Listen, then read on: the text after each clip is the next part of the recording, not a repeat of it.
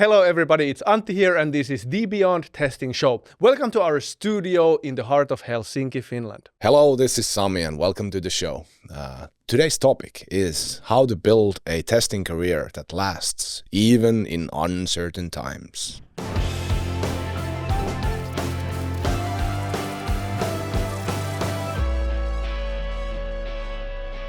Well, that is quite a question. Yes. A testing career that lasts. Question, what is a testing career that lasts? And what are those uncertain times referred to in the question?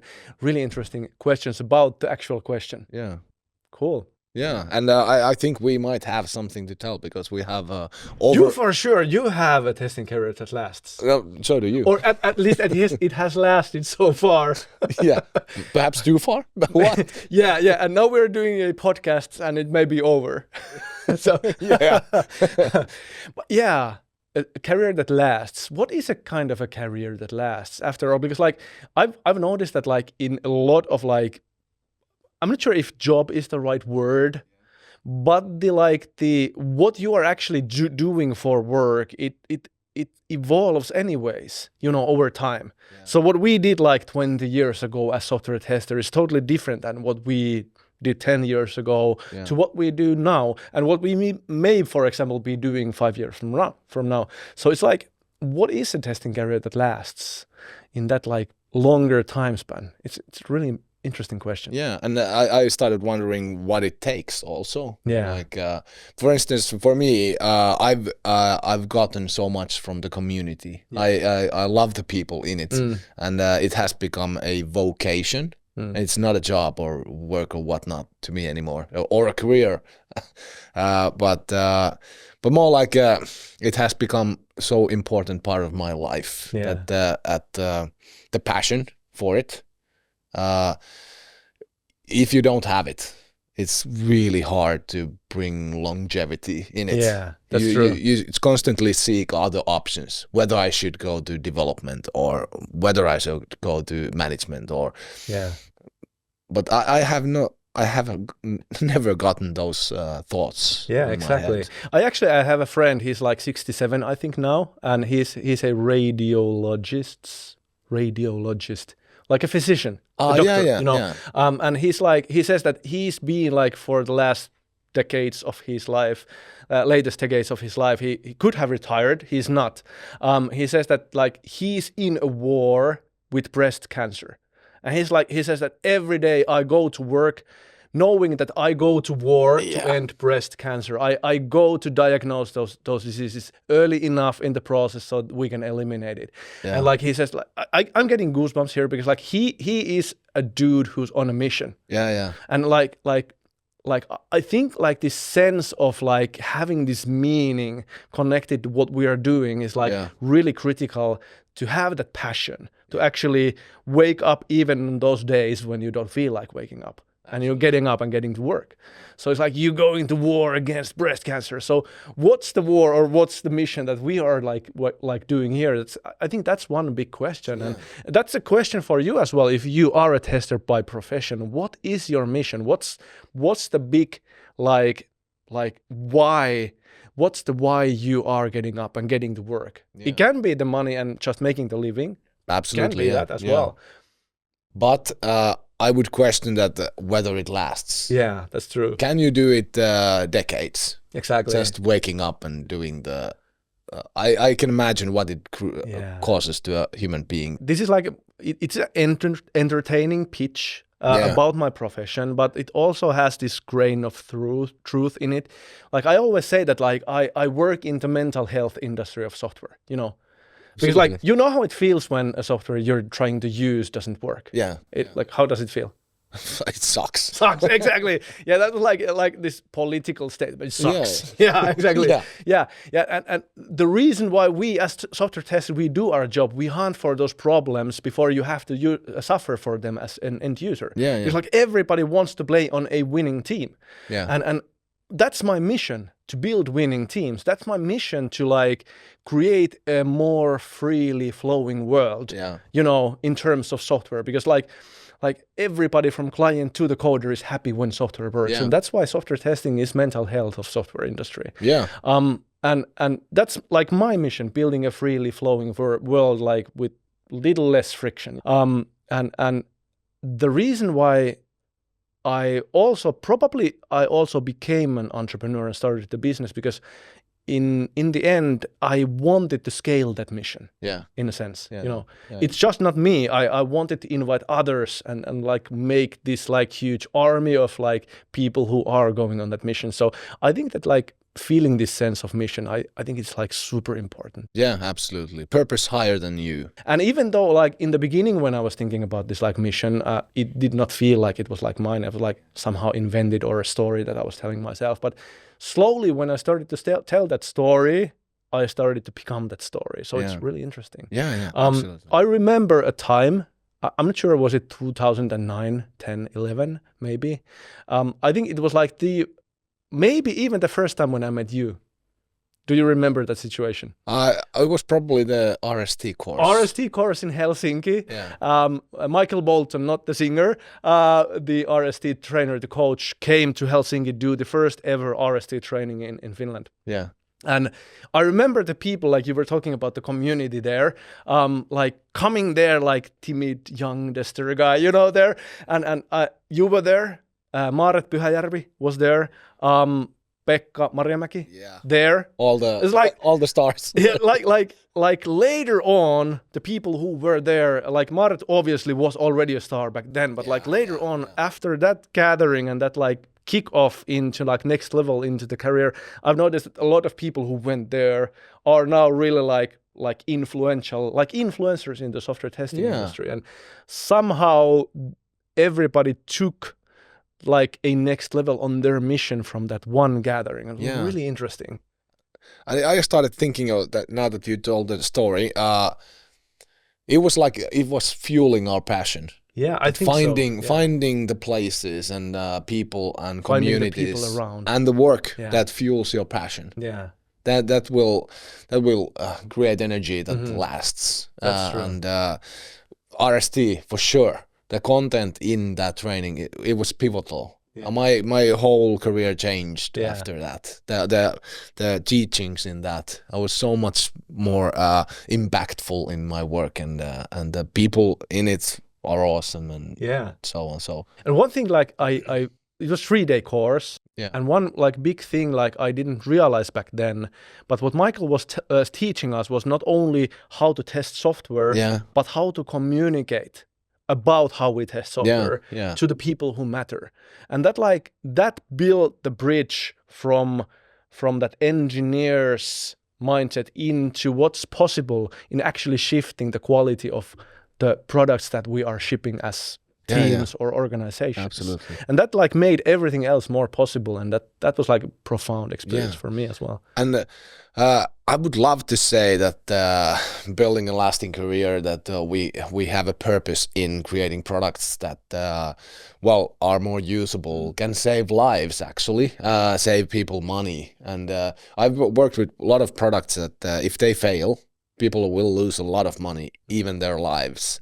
So that would be nice to say that this is the purpose that creates longevity. But for me, more importantly, it's the community that starts to form in courses like RST or Testing Assembly Conference, and abroad Agile Testing Days and Test Bash and Eurostar and that kind of like the people.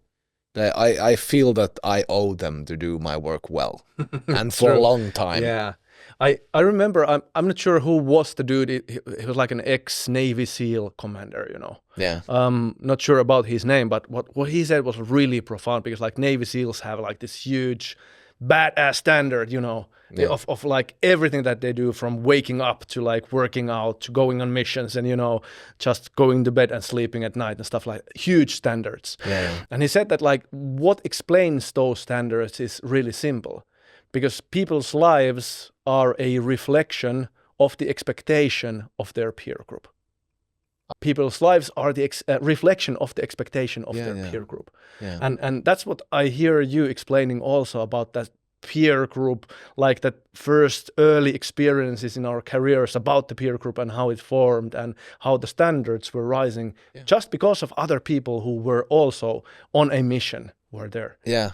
And that's like a big one. I'm still getting goosebumps here, like thinking about that. This is a really dear topic. And it is. In order to do that, you have to accumulate the skills from the tooling, and you have to learn all the time. Yeah. If I would mention the robot framework or playwright or whatnot, there will be other tools next year and other inventions that we need to learn. But the passion, the purpose, and the debt to our community that fuels that. And it will last. I will probably do this once I'm 80. Probably, yeah. Like I'm a huge fan of this friend who's 67 and he's still going to war with breast cancer. Because like I want to be that kind of a guy who goes to war for some higher purpose when I'm 67 or 70 or 80. So like I'm never going to retire. Probably still going to speak to a podcast at that point. But yeah, I'm not sure what it's going to be like. But anyways, like finding the passion. Fueling it through meaningful connections and people. I think those are like the sustained thing in building that like career that lasts even in uncertain times, because I think times are always uncertain. Yeah. You can't be in control of things. Anyways, but I want to also add to the like building that career idea, because like that network you also are building, it's not only about higher standards and fueling that passion, but the network is also the opportunity. Whenever you're done with a project or a mission there, the opportunity emerges because of the network. Yeah. And if you don't have those peers, if you don't have those people who you can call like, yeah, I'm going to look out for a next assignment. I'm going to look out for something interesting now. So what's up? What's going on? Let's meet for a lunch. If you don't have those people around, then it's really hard to sustain the successes and the growth in the career. Yeah, absolutely. And I started, when people are watching this episode, they might think that they have just entered this career, this fine, noble career. Yeah, fine, noble, like knights in shining armor kind of a career. Yeah. But they might wonder where to start. They just seek closest community. Yeah. Join testing meetups. Join testing assembly conference. Join for the international conferences like Agile Testing Days or Test Bash. But also individuals, like even the big ones. Well, locally, Maaret Pyhäjärvi is quite a big figure, a star in our local community.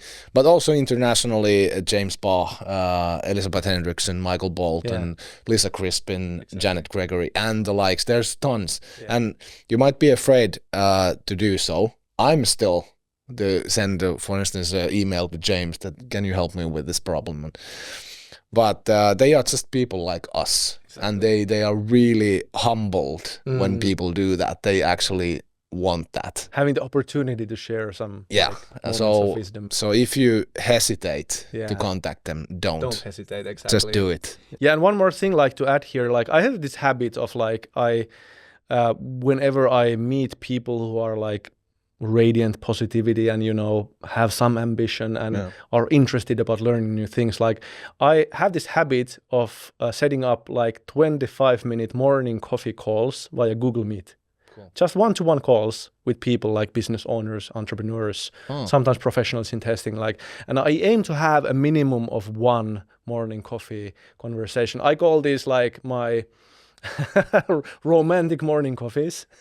so I try to have at least one of these kinds of empowering calls to just like have a morning coffee without an agenda with a person who's positive and ambitious in some field of expertise. For example, this radiologist guy, I have morning coffees with him every now and then. Yeah. And that's like super empowering. And that's like, it doesn't have to be like a high influencer kind of a mentor or anything. If you find a few friends that you can have one-to-ones about discussing, for example, what's important in software testing for you. Yeah. And that's changed everything. Yeah, and that's awesome. To tap into that in Telia, when I was working in Telia Finland, they had this application that you could sign into, and it created this lottery that for your next Lunchmate.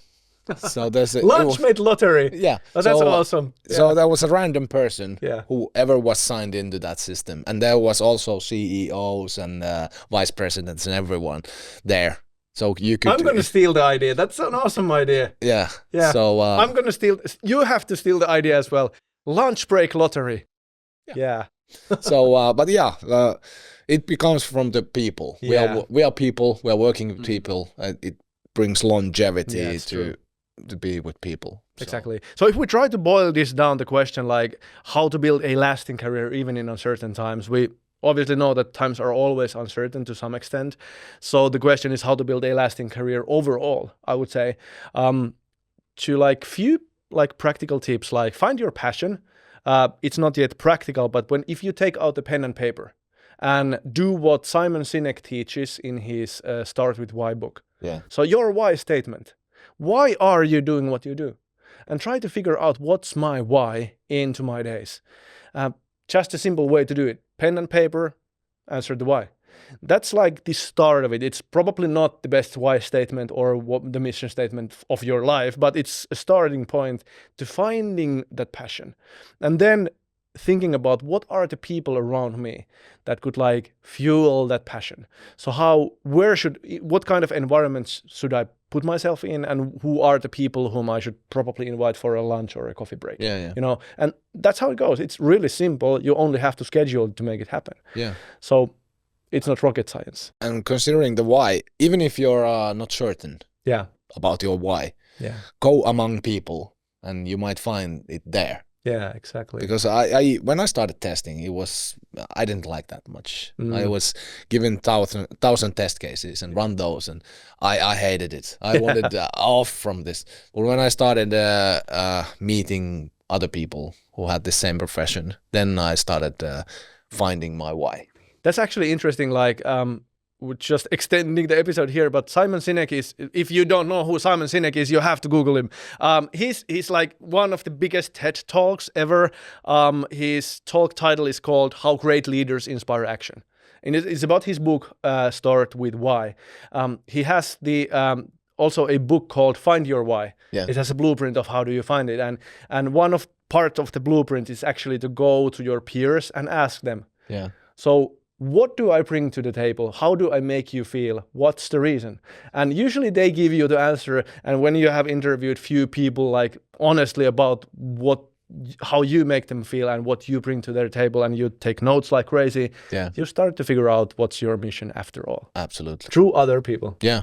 Cool. And when we are wrapping up the passion, it fuels itself when you're passionate, and then you start accumulating the skills needed for the work and so on. So it's not secondary, but it supports also the passion. Reasons come first, answers come second. Yes. Cool. Hey, that's it for the episode.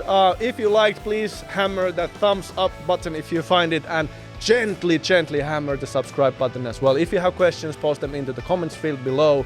Take care and see you on future episodes. Bye for now. Bye-bye.